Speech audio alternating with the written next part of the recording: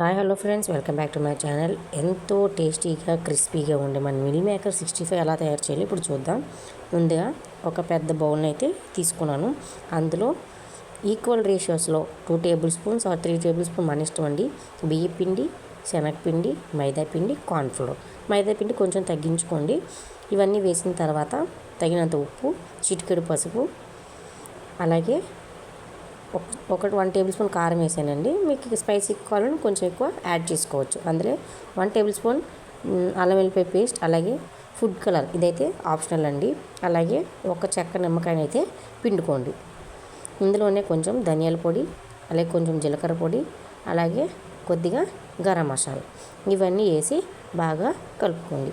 మనం కారం ఇవన్నీ వేసాం కాబట్టి ఫుడ్ కలర్ అనేది అవాయిడ్ చేయొచ్చు. లేదు మనకి కలర్ కావాలనుకున్న వాళ్ళు ఎవరైనా యాడ్ చేసుకోవచ్చు.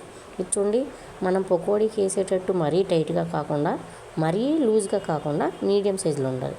ఇంకొంచెం వాటర్ యాడ్ చేసుకొని ఇదంతా మొత్తం మనం వేసిన మసాలాలు, ఉప్పు, కారం అన్నీ బాగా కలిపేలాగా కలుపుకోవాలి.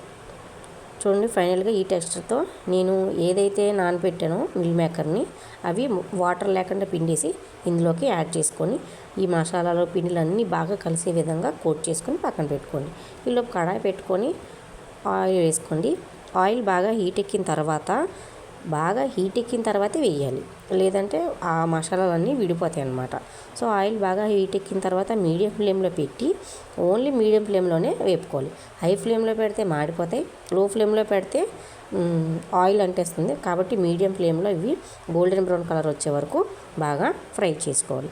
ఫ్రై చేసుకున్నవన్నీ పక్కకి సర్వ్ చేసుకోవాలి. చూడండి, ఈ విధంగా లాస్ట్లో ఒక ప్లేట్లో వేసుకొని చూడండి, బయట క్రిస్పీగా లోపల సాఫ్ట్గా చాలా బాగుంటుందండి. ఎవరైతే నాన్ వెజ్ తినరో వాళ్ళకైతే ఇది best option.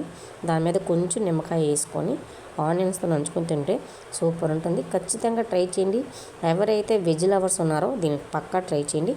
Thanks for watching. Please subscribe my channel.